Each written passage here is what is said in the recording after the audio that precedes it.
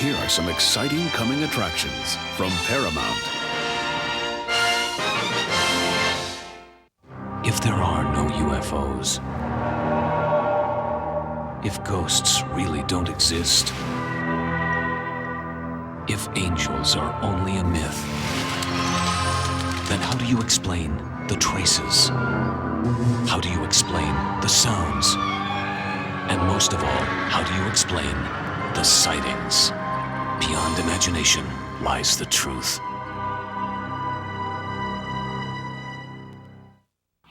Now you can take home 3 specially compiled editions of Sightings, available only on home video. The UFO Report, the Ghost Report, and the Psychic Experience are just $14.95 each from Paramount Home Video. Now available on videocassette.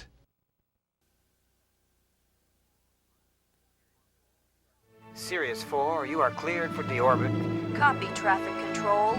Sirius 4, ready for pre-ignition.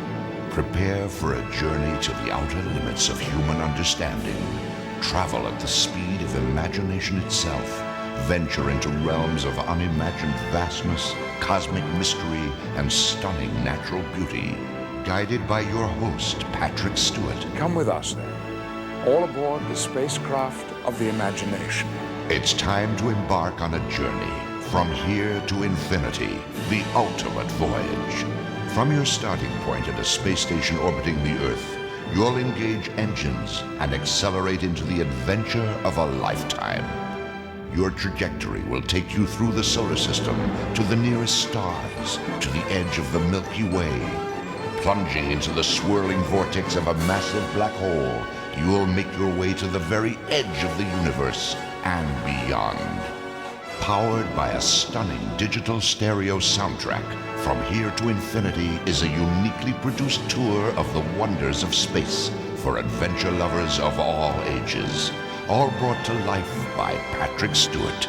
From Here to Infinity, the ultimate voyage, priced at only $14.95. On video now from Paramount Home Video. Now available on videocassette.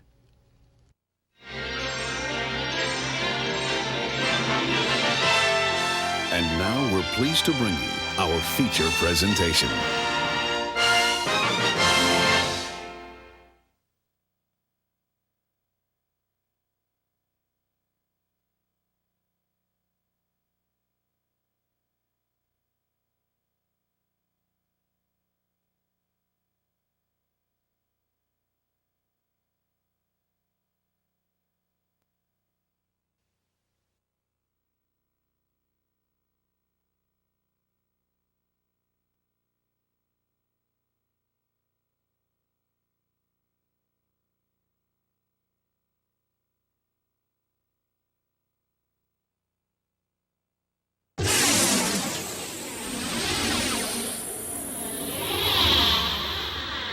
On this special home video edition of Sightings. Are you seeing what I'm seeing? Are you seeing this thing zip back and forth?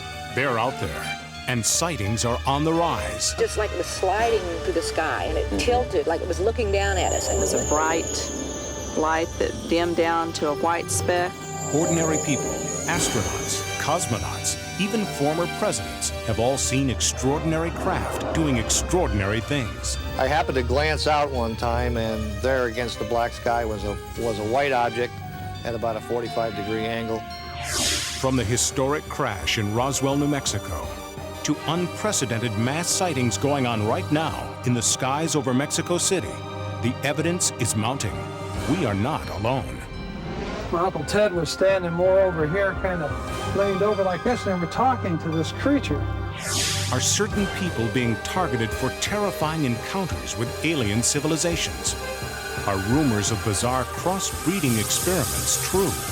I remember being on a table with my head turned away, not wanting to look at this creature. Does the government know more than they're willing to tell us? Our government has flat out lied to us for 40 years or more. Terror, wonder, conspiracy, transformation. They're all part of the UFO experience. Hello, I'm Tim White. Are UFOs real? You'll find out in this special report from Sightings.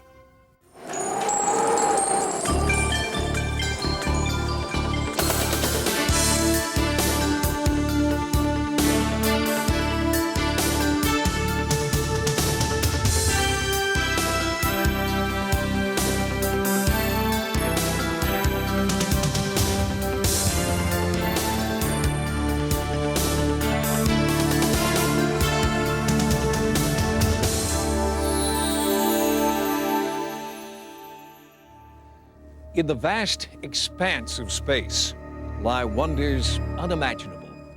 Galaxies yet to be discovered, planets unnamed and unexplored, exploded stars teeming with the building blocks of life. Scientists are devising new technology to reach these outer worlds, but perhaps someone or something out there has beaten us to it. It was just a red flash of light. It sounded like, a swishing sound, sort of. Et alors, autour de cette forme, il y avait des petites lucioles rouges. And I saw this big triangular-shaped 3 lights on each corner coming over my house. Mysterious lights in the sky. They were like stars. Sound. It just like was sliding through the sky, and it tilted like it was looking down at us. It was a bright light that dimmed down to a white speck and went back to a red light, down to a white speck, and then just disappeared. You guys watching this inside? It's going up. Going straight up. Are these people sighting extraterrestrial spacecraft? Or is their imagination fueled by movies, books, and television simply misidentified experimental aircraft? Holy cow! To answer these questions, we have to look back at the history of UFO sightings.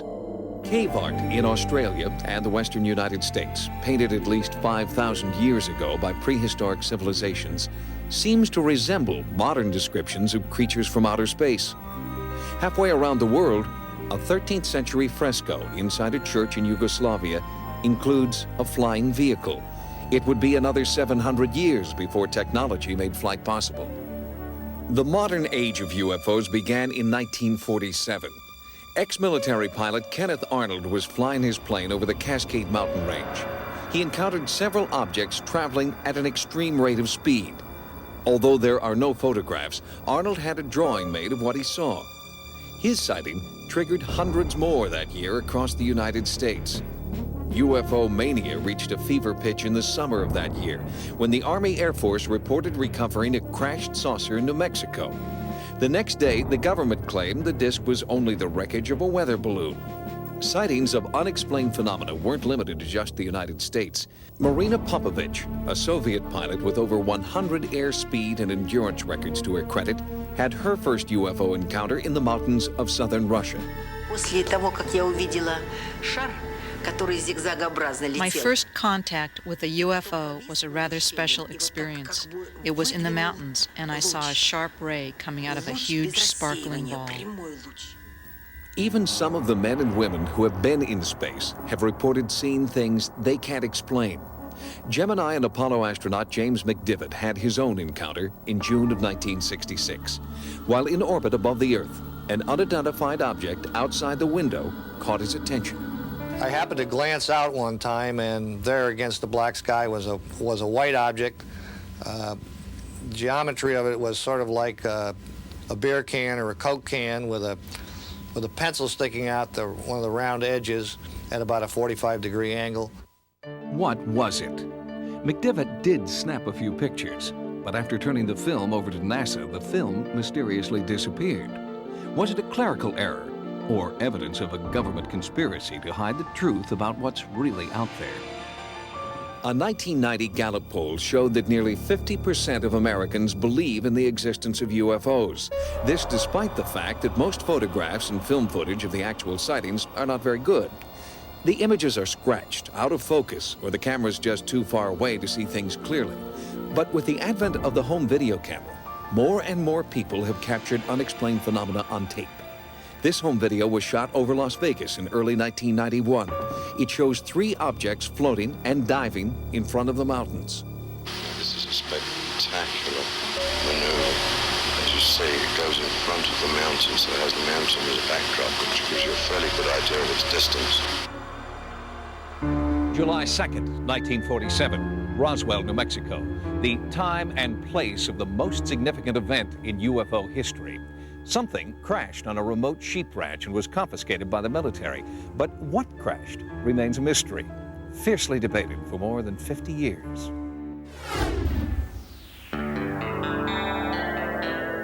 Roswell, New Mexico. It's as quiet and peaceful today as it has been for decades. But on July 6th, 1947, that tranquility was shattered by a local newspaper headline. Air Force captures flying saucer on ranch in Roswell region. The story described wreckage of a flying disc found near a place called Corona, and it was based on a press release written by the public information officer at Roswell Air Base, Lieutenant Walter Haut. This building here, building number 84, is a building I believe that they brought materials from the Corona crash and stored them in here temporarily. The chief intelligence officer at the base, Major Jesse Marcel Sr., was sent out to the ranch to collect the crash debris and transport it to the Army Air Force headquarters for examination. In the meantime, newspapers all over the western United States picked up the story. But before Marcel had landed his plane and strange cargo, the Air Force issued a second bulletin. By the time the B-29 with Jesse Marcel and some of the wreckage got to the headquarters 2 hours after they left in Fort Worth, Texas, the fix was already in to kill the story. The second press release was far different from the first, saying the wreckage was actually from a weather balloon. Could the Army's top intelligence investigators have committed such a basic blunder, failing to recognize the mundane remains of a weather balloon when they first encountered it? No, says nuclear physicist and part-time UFO researcher Stanton Friedman, who's been investigating the Roswell crash for over a decade. He says that while Marcel was in the air, the Roswell base commander, Brigadier General Roger Ramey, got orders from Washington to cover up the incident. And what he did was arrange for the wreckage of a weather balloon, the radar reflector on a weather balloon. And for a while, the saucer saga was forgotten, and might have remained so if Major Marcel hadn't rekindled the fire in 1980. Just before he died, Marcel admitted that the weather balloon story had been fabricated to hide the truth. He told Walter Haut there really was a saucer crash. He made statements to the effect that it was nothing of this world. It couldn't be bent, torn, cut, pierced, burned. He went through a whole list of them. I said, we just don't have the technology to produce material like I brought in from that ranch. Stanton Friedman contends that wreckage from an unidentified craft landed 200 miles away from the Roswell site. Friedman and other ufologists believe that this proves that there was not one but two crashes over New Mexico on July 2nd, the result of a spectacular mid-air collision. And at the second site, there were survivors. When I first came up to the craft, the creatures were laying like this in a line, side by side. And the live one was over here. Gerald Anderson says he was 5 years old when he and his family came across the unearthly wreckage and bodies. And my dad was kind of right about here, and he was sitting like this. My Uncle Ted was standing more over here, kind of leaned over like this, and they were talking to this creature. Anderson's story matches that of others who were in the area at the time. With the help of hypnotherapy, he's been able to remember the encounter with startling detail. His description matches those from people who claim to have seen aliens. 4 feet tall, grayish skin, large eyes, long skinny arms and fingers. Anderson recalls 2 aliens were dead, a third dying, and a 4th alien survivor seemed to be trying to communicate. Then just suddenly he turned and he looked at me. And when that happened, all kinds of things just started happening inside my head. I started getting sensations of tumbling and falling and an awful loneliness, like there was no way he could possibly get back to where he came from. Anderson says that within a matter of minutes, the military arrived, sealing off the area. The civilians at the site were threatened with bodily harm if they talked. Nevertheless, in the past 20 years, hundreds of witnesses have come forward, some daring to speak only on their deathbeds. Since Roswell ushered in the modern age of ufology, there have been more than 200,000 UFO sightings. Most are single craft witnessed by a single individual, making it virtually impossible for researchers to verify. But since 1991, ufologists have been documenting the largest mass sighting in history in the skies over Mexico City. The sightings began on July 11th, 1991. On that day, there was a total eclipse of the sun. One of the best places in the world to view the eclipse was Mexico City. And for the first time, because of the home video revolution, thousands of people pointed their video cameras to the skies. Exactly at the time of the full solar eclipse, a disc-shaped craft appears over the city, hovers for over 30 minutes. 17 people on the ground recorded it on home video. And that's never happened before in the history of ufology. When modern scientists forecasted the date of the historic solar eclipse, they weren't alone. Some believe the ancient Mayas also predicted the exact date of the eclipse more than 3,000 years ago. This Maya calendar made another startling revelation. It predicted that on the day of the eclipse, a new age of enlightenment would begin. It's referred to as the prophecy of the sixth sun. The legend of the sixth sun, the new sun, signified by the great eclipse that just occurred, speaks of an opening of knowledge. The sixth sun indicates precisely the moment of its arrival. Strangely, on the day of the eclipse, something did arrive in the skies over Mexico. Hundreds of those home video cameras that were shooting the eclipse got something completely unexpected. UFOs, unidentified flying objects, all videotaped by hundreds of different people. So far, more than 110 home videos have been verified as containing footage of unexplained craft. It may sound difficult to believe in a city with almost 20 million people that practically every afternoon you can see a UFO. Jaime Mason is one of the most respected television journalists in Mexico City today, hosting a Mexican version of 60 Minutes. Mason calls himself a former skeptic. During the last year, thousands, and I would say hundreds of thousands of people have witnessed UFOs. What I feel is important as an investigative reporter is the fact that the evidence presented was never questioned.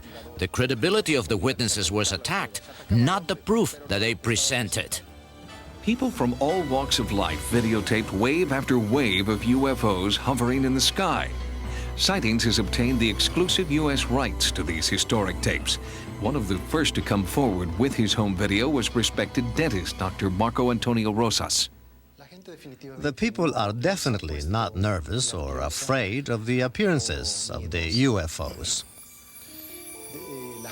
The people actually like the idea and feel that these appearances can bring some benefit to the Earth.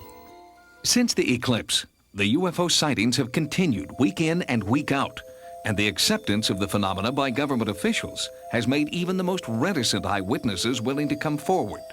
Padre Ferrer, a priest at a local Catholic church, has seen and recorded these mysterious UFOs. Christ speaks of his kingdom as not being from this world, that his angels would help him. But these writings are very dangerous and I don't like to use them. But I believe that there is a possibility. I believe there are a lot of possibilities.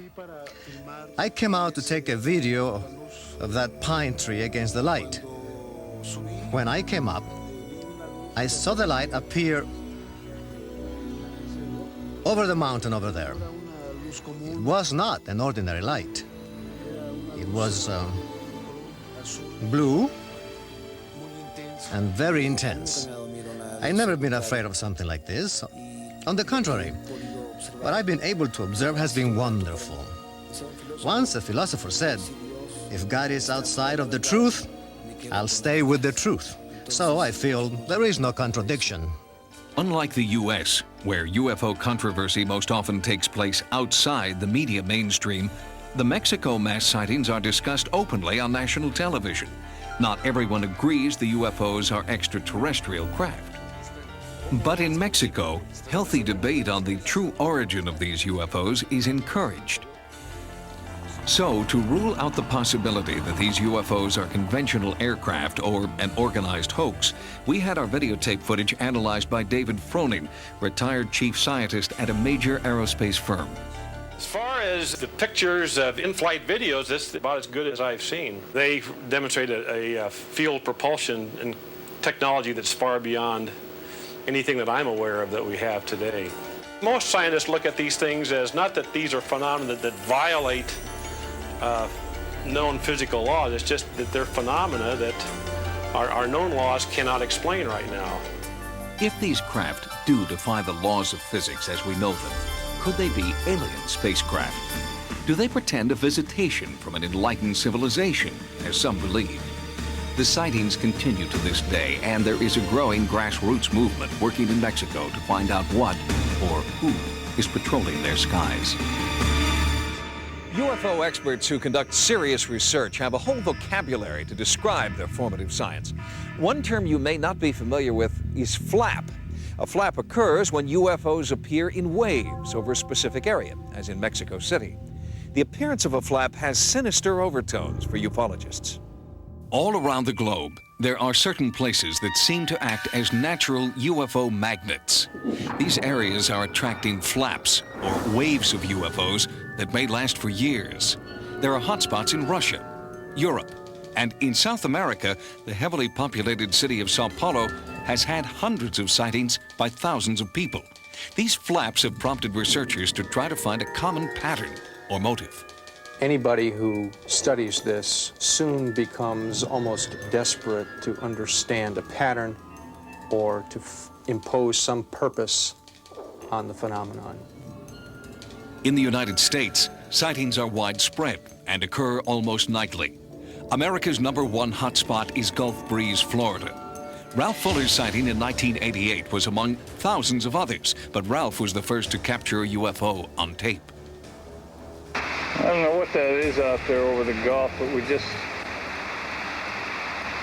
had a real bright light. I think it might be a flying saucer.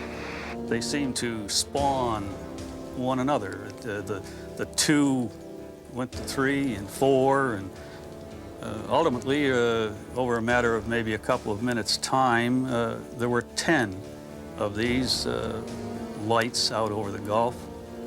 And they seemed to be in some semblance of a formation, but still in all, there was no movement whatsoever, no noise, no sound, nothing of that sort. You see nothing but the Gulf of Mexico. The nearest point of land would be the Yucatan Peninsula.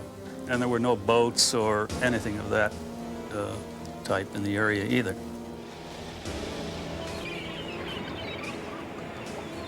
These are sky watchers, amateur UFO enthusiasts in the Gulf Breeze area who go out almost every night of the week with cameras and binoculars in search of UFOs.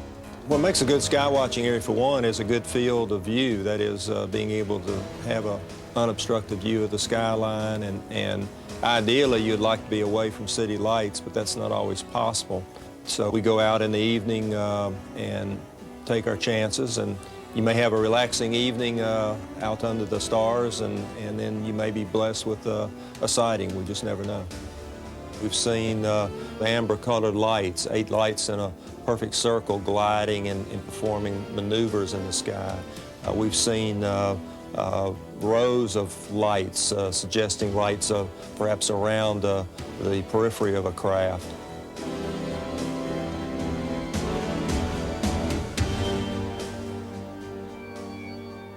There are UFO hotspots all over the country. Gulf Breeze, certainly, but also here in New York State near a little town called Pine Bush. And the hotspots here near Pine Bush, according to one scientist, have a very special meaning. Bruce Cornett is a geologist who lives near Pine Bush, New York.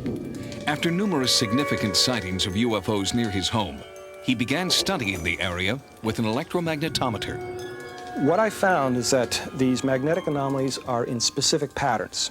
And all of the UFO activity, the landings, the sightings where they are taking off and landing, when we've been able to identify specific areas, are associated with these magnetic anomalies. Are you suggesting that nature created homing devices deep in the ground? No, I think that it's a reverse. If we are dealing with an alien culture and they are doing something underground, they're using the natural magnetic anomalies to disguise their own magnetic signals. Are you saying there are, or could be, aliens in the Earth? I'm not saying it's certain. It is definitely possible, based on what I've seen. Do you realize how that sounds? I don't like the idea just simply because it is so outrageous. Then I would have to also add some of the photographic data that I have that shows, at least in one particular case, a UFO going up at a 7-degree dive right down into the ground, what appears to be. One of the most well-documented sightings in history occurred in Pine Bush on August 6, 1992. We think in excess of 1,000 people may have seen 2, 3 ships or 4 ships where I took video, and all the police departments across the whole lower New York State area was simply inundated with just hundreds and hundreds of calls. We looked over top of the trees, and there was this object there out of nowhere, this great big object. It was about 300 foot wide, the size of a football field hanging over your head, and about 300 foot off the ground. We looked at our clocks, and we had 3 battery-running clocks, 2 in the kitchen and 1 in the living room. And for some strange reason, all 3 clocks were stopped at the same time. Just about everyone in Pine Bush has seen a UFO. In his barbershop, Butch Hunt hears a lot of stories from eyewitnesses about strange alien encounters. About 60% of the people around here, I think, have seen something. And some talk about it and some don't. They're just afraid to talk about it. Afraid of ridicule and intimidation. The one that we saw was over Red Mills Bridge, and there were 6 of us in the car, but it just so nice. It just glided right over the trees, and we just got out and stood there, just gawked at it, and nobody said a word. But the whole episode was probably 30 seconds. But it was huge. It was bigger than the bridge. UFOs are cited by all kinds of people, including the most credible professionals that you can find. In addition, when we have multiple witnesses who all tell the same story, then we can say, well, that's probably a pretty good report. If we have enough detail in a given report that we can rule out all of the normal explanations, it's not the planet Venus, it's not the aurora borealis or a meteor, it's not an aircraft that we can name, then we are talking something fairly credible. If these mysterious craft are being piloted by an alien civilization, what is their mission? Why Earth? And why now? There are growing numbers of people, now in the thousands, who believe that they've been abducted, manipulated, and then released by aliens. It sounds ridiculous until you hear their stories. I looked up in my rearview mirror, and lights were coming down out of the sky. I walked out to the edge of the water, and I noticed this huge, shining thing. I was so terrified looking into these big black eyes and these little creatures. I was thinking I could just raise my fist and crush his head. And exactly at that moment, I became paralyzed. The visions often come during sleep. Nightmares about being abducted, probed, and prodded by aliens who have sinister motives. Hundreds of people have come forward to talk about their disturbing experiences and admit that they think their nightmares are real. Experts believe that there are thousands, perhaps even millions more just like them, who are too afraid to talk. We have hundreds and thousands of people who are coming forward and saying that the abduction phenomenon has happened to them, that they've experienced it, and basically they say the same thing as everybody else has said, and until recently, there was no possibility that they could have picked up these stories in the media. Since she was a baby, commercial photographer Kim Carlsberg has been plagued by memories of abduction. At 4:30 in the morning, I saw this image of these 4 beings just move through this wall. They just, like it wasn't there. And they came over to me, 2 at my feet, 2 in my head, and they started to lift me up to the ceiling. Bud Hopkins has been researching alien abduction reports for 26 years and is a firm believer. I'm the first to admit that all this sounds outrageous. It all sounds just crazy, and yet the evidence is there behind it. These particular problems could adequately be explained by the condition narcolepsy. This is a disorder characterized by hypnagogic hallucinations, that's hallucinations that occur at sleep onset, which can be very vivid and include the feeling of other people being present in the room or a sensation of levitation. Patients will actually describe saying that they are looking down onto their body. I have 2 people that I've never met describing this exact same examination of their head being opened up, something being done to their brain, and being put back together again. They opened my back. I knew my back was open because I could feel.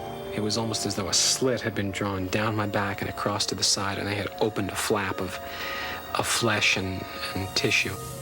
Whether the reports come from adults or children, men or women, most of them follow similar patterns. There's a bright light that shines in the room. The abductee sees it. They hear a noise outside. They're not interested in your mate, they're interested in you. So what they do is they render the person that you're with unconscious. She goes up a beam of light with the alien into a hovering craft. If anyone goes into the room at that point, there's no one in the room. She's not in bed, in other words. The person is literally missing. You find yourself on a table and these creatures around you with instruments, and you have no idea what they're doing, and they don't tell you. The focus of the entire enterprise seems to me to be unmistakably on reproductive issues. 90% of reported abductions involve descriptions of what experts call gray aliens, extraterrestrial creatures with oversized heads and dark almond-shaped protruding eyes. Less common are insect-like or reptilian creatures. The reptilian type has bothered a lot of people. It seems to be quite hostile and intrusive, often has claw-like hands, and I know there's one case where claw marks were photographed on the back of a woman. There's one being in particular that I always recognize, and he's not a gray. He's taller, he's thinner, he's got a bigger head, he's got bigger eyes. His limbs are very praying mantis-like. I remember being on the table with my head turned away, not wanting to look at this creature. And then when I looked at him, I just recognized him as the one that I hated. In a few cases, subjects claim to see hybrids, creatures who are half human, half alien. Some abductees believe they are being crossbred with aliens to create these hybrids. A very important part of the abduction phenomenon is that there are reproductive procedures carried out upon them. I've been shown children, I've been shown babies. I've been asked to hold children and babies. I've been asked to give these children affection. And these children aren't alien children, and they're not human children. They're somewhere in between. I had a woman who had been to the doctor, had an ultrasound done. Her husband was there. Everyone observed at 3 months a healthy fetus. The next day she wakes up screaming. They took it. Is so upset, her husband takes her back to the doctor. He does a pregnancy test, finds out she's no longer pregnant. They do a D&C, there's nothing there. The most humiliating thing that happened to me is they put a cylindrical sort of thing over my genitals, and it made me have an orgasm in a second. And I really feel like I'm one of those few men who knows what a woman feels like when she's raped. I've been on a table and I've seen something removed from my body that I will call a fetus, a baby. It was so small I couldn't believe that it could live on its own. I remember putting my finger in the arch of its foot. I was afraid to look at the face. I was afraid to see what it looked like. There seems to be an enormous interest in the emotional side of this, too, on the part of the aliens. They want us to hold these odd little children, these babies.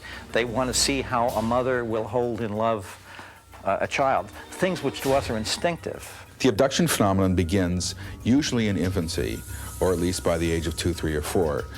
It continues all through childhood, all through maturity, and into old age as well. I have many cases where the person is taken as a child, usually what we refer to as the bedroom visitation. I was laying in bed, I opened my eyes, and here's a little gray standing there looking at me.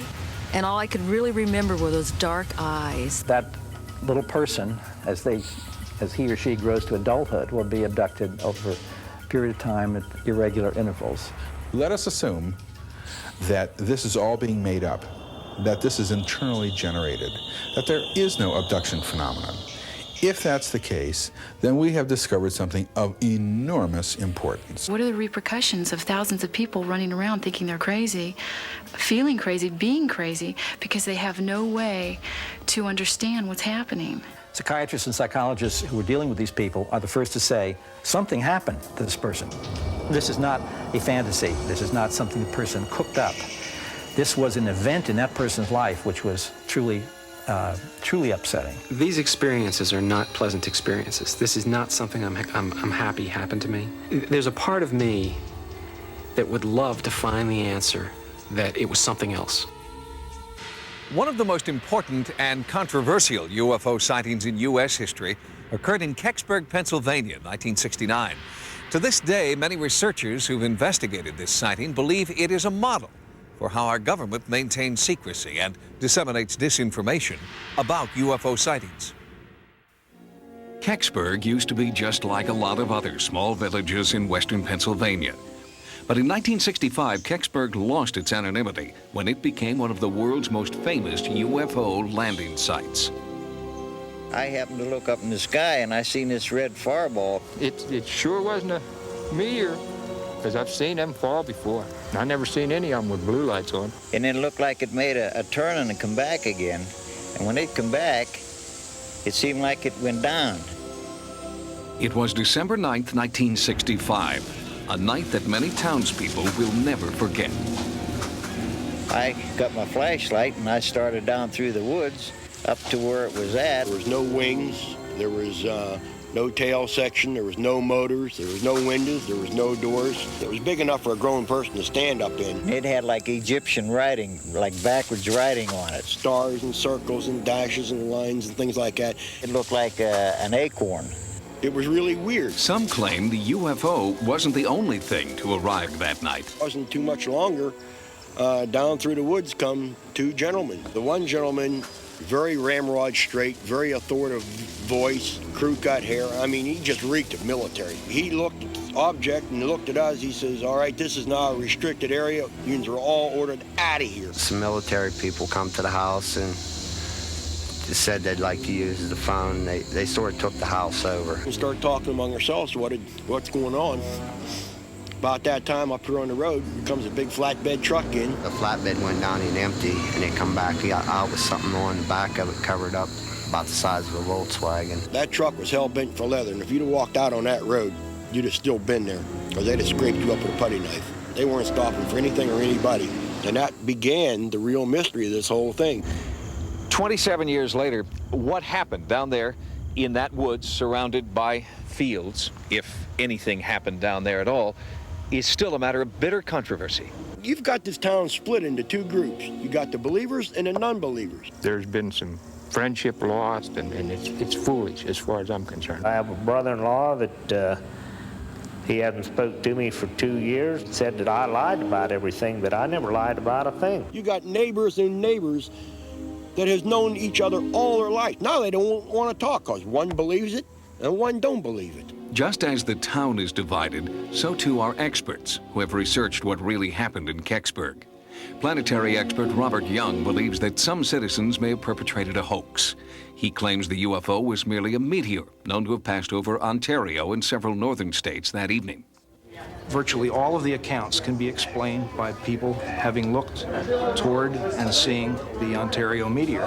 How about the accounts, though, of the military that turned out in large numbers, kept people away from going down there, a truck that went down into the area and came out? You got eyewitnesses that say, this happened. Right, I understand it. I have written, signed eyewitness accounts from 61 local people who say that there was nothing crashed here or was recovered. There was no military occupation. A lot of people probably think you're the government. Well, sure, yeah, but I'm not. I don't know how some people can say that nothing ever happened when there were so many people that saw things that night. Something had to happen. I know what I saw, and I'm not going to deny it. They can tell me I'm lying, but I know that I seen the military in my house that night. Freedom of Information Act states there was 212 military personnel here that night. Sightings attempted to speak with the Kecksburg residents who deny anything extraterrestrial ever happened here, but they all refused our invitation to talk. Even the landowner whose property was the alleged crash site remained silent. I think the government bought them off, or threatened them with something that got them scared half to wits. Ironically, their refusal to talk has only deepened the controversy. UFO researcher Stan Gordon heard about the Kecksburg incident on the radio the night it allegedly happened in 1965. He's been investigating the sighting ever since. So much of what we know about the case now, we've learned since about 1987. with the fact that now we have at least 4 different eyewitnesses who apparently saw the object on the ground at Kecksburg. The fact that there are dozens of people independent of each other who don't even know each other yet, who have given us detailed information about what they experienced and saw that night. And they're giving us confirming information that has not been published yet. The skeptics, and these include the people who own the land and some very substantial citizens of Kecksburg, think that this whole thing is loony. Why do they feel so strongly the other way? Could be that some of these people were in the wrong place at that time. They were in a position where they didn't see what was going on. And if you see the geography of the area and where the majority of people were that night, they could not have seen the military activity that was happening on the land on the other side of the area down there. Do you have any hard evidence at all that what went down in the woods near Kecksburg was something other than a meteor, or was anything at all? Unfortunately not. As in so many of these cases, you have to go by the eyewitness accounts. And in this case, the eyewitness accounts are very, very strong. And again, unfortunately, we don't have that type of information. If this was the case, whether it be a space probe or in other UFO cases, sure, if we had the physical hardware, the mystery would be over. What do you think it is? What do I think it is? At this point, and again, this is not conclusive, at this point, the weight of evidence would point in the direction that this may have been a Soviet space probe. If the object were proven to be a Soviet space probe, then many questions would be answered. If a Soviet device landed in Kecksburg, the government would have been required by international treaty to recover and return immediately any space debris to the country of origin. But retired Army Sergeant Clifford Stone doesn't believe the Soviet probe theory. If this was of Soviet origin in 1965, the State Department would have released documentation to me under their Moondust files. To date, none of that information has been forth. Clifford Stone collects government documents about space debris recovery operations, like Project Moondust and Project Blue Fly. He began his investigations in 1965 when, as an Army sergeant, he witnessed a top-secret delivery to Lockbourne Air Force Base, about 200 miles from Kecksburg. I noticed that on the back of the vehicle, it had something that was covered by a tarp. It was about 10 to 12 foot at the base, 12 foot tall. It looked like a chocolate drop. When my friend told me that every question I ever had about UFOs was under that canvas, I was mystified. Since that time, Stone has repeatedly attempted to obtain information from the government regarding that object. Each time, the government's response has been the same. They have taken the stance, by direction of the President of the United States, we may neither confirm nor deny the existence or non-existence of any information that all involve the recovery of unknowns. Kecksburg remains a town divided. The only thing on which believers and non-believers can agree is that all they want to know once and for all is what really happened on December 9th, 1965. What would you like to see happen next? It's time now, after 27 years, that the public has the right to know the true facts regardless of what the object was or what really occurred. Something came down. From numerous eyewitness accounts, there was a lot of military activity into the small village. Then an object was located, that it was recovered, it was transported away for study. What was the object, and why after 27 years haven't they revealed what really was found? Until authenticated debris is collected and publicly displayed, the validity of the UFO phenomenon rests entirely with the credibility of its eyewitnesses. Ufologists know this and have spent many years collecting sightings reports from the most credible eyewitnesses of all, military pilots. Unfortunately, these pilot reports remain unconfirmed because military personnel in this country refuse to talk on the record. But in Russia, one former Soviet pilot is talking. In 1991, a pilot in Russia came forward and told of a frightening UFO encounter. Risking ridicule, Maxim Cherbakov was determined to tell what he maintains is the true story of his bizarre experience. At 19, Cherbakov was one of the rising stars in the Soviet Military Flight Academy and became the Russian equivalent of a Top Gun. His flying record was impeccable until August 1991. Then, on 2 separate occasions, he had strange mechanical malfunctions in his jet aircraft. On one occasion, he was forced to eject. An investigation of that incident concluded that Cherbakov had acted calmly and rationally. But 12 days later, a third incident would change Cherbakov's life forever. 28 августа. 20th August. Second shift. I made 2 flights with my commander, and 3rd flight I made on my own. I gained an altitude of 3,900 meters. Then suddenly, I saw a ball in front of me, about 20 degrees to the right. He watched the object for several seconds. Then, as it came toward him, Cherbakov tried to radio the base. The light from the UFO was blinding. A sense of unexplainable fear came over me. On the back of my head, I began experiencing warmth. I felt as if someone was present and watching me. My movements were under control, controlled by someone other than me.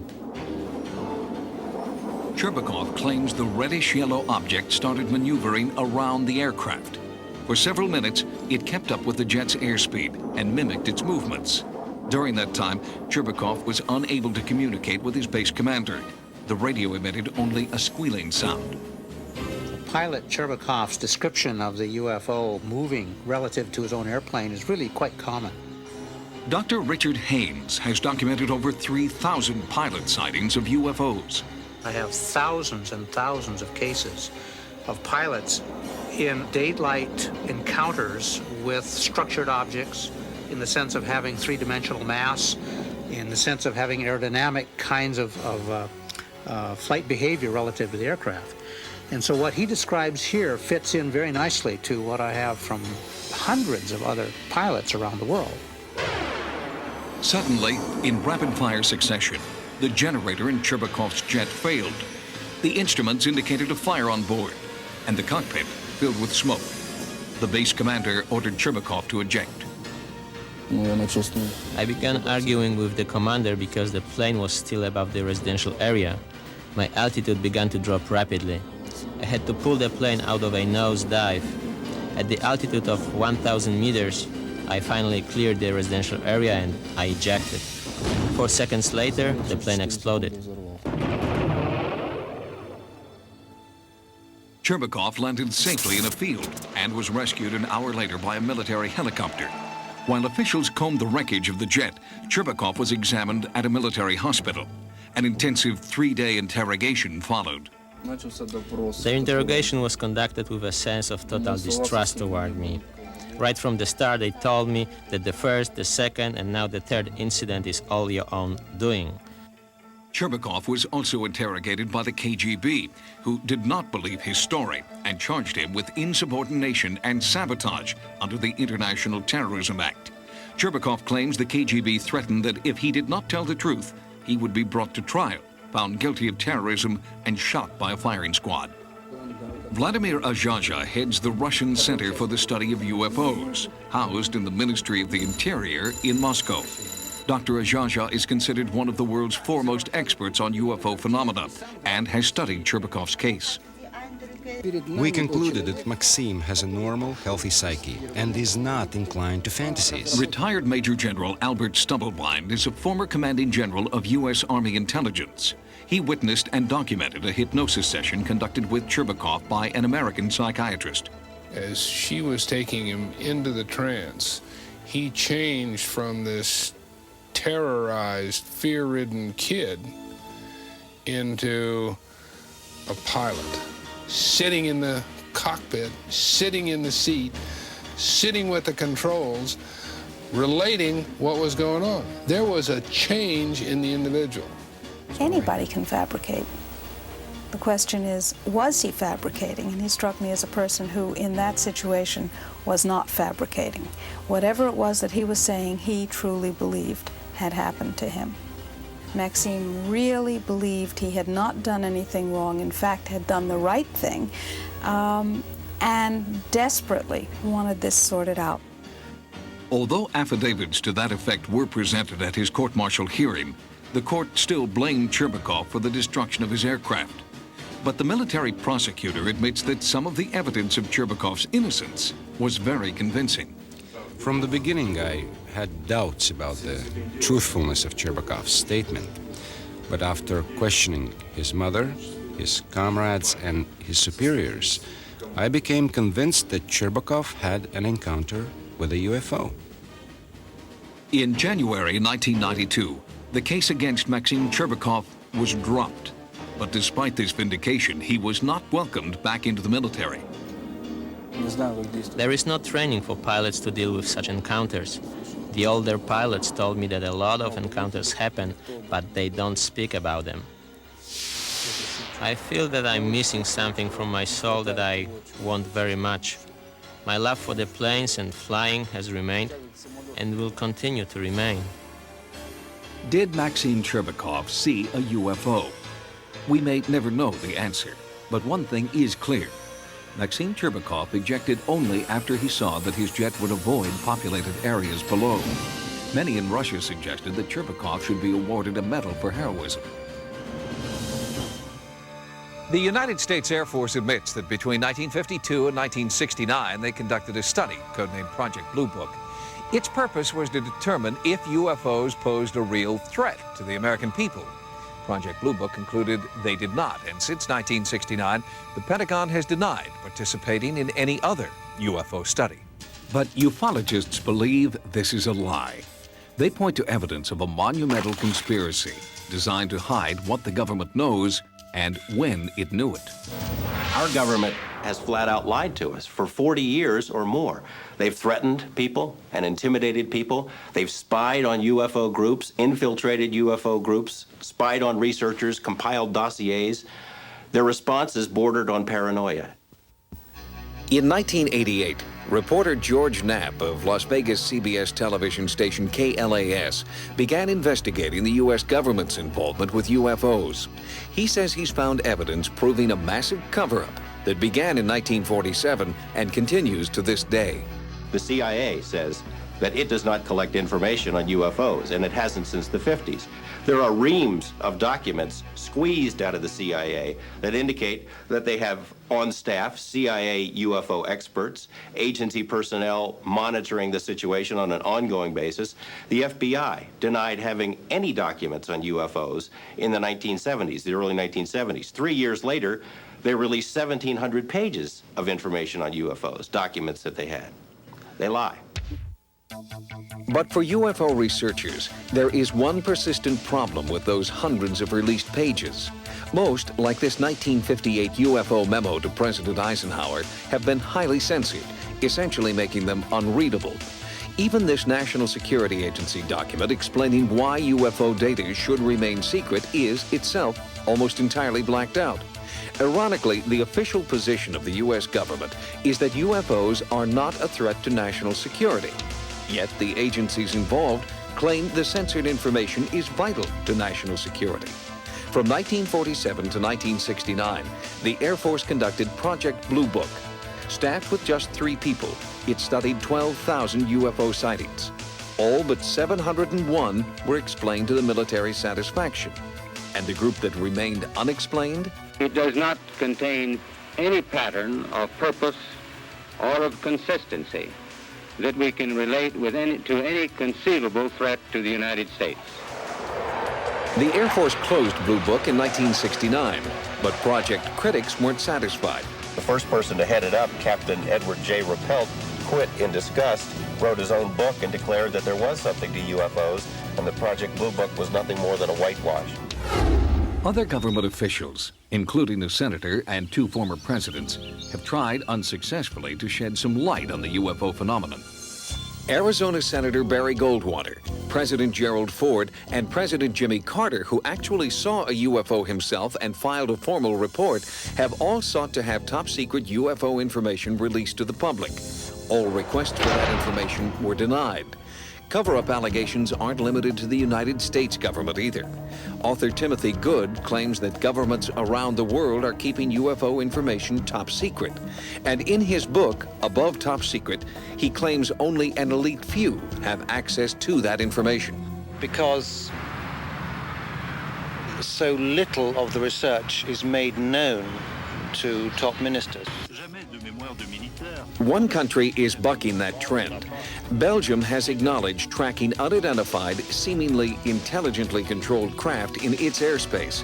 Radar tapes released by the Air Force show an object jumping from 200 meters to 2,000 meters in 1 second, a distance of just over a mile.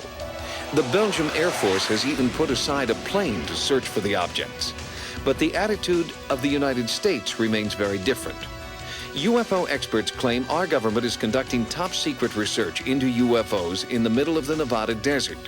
South of a dry lake bed known as Area 51 is a place known as S4, allegedly home to a super-secret government research facility. In the course of our investigation, we found a scientist who says he used to work there. Robert Lazar was shocked when he first discovered what it was he would be working on. I got out of the bus. I was told to walk directly through the hangar, and immediately, even before entering the hangar, you can see the edge of a disc. This is your classic flying saucer, two inverted pie plates, if you wish, with a segmented, larger area dome on top. Within minutes of that, I finally realized that this had nothing to do with something the government was producing.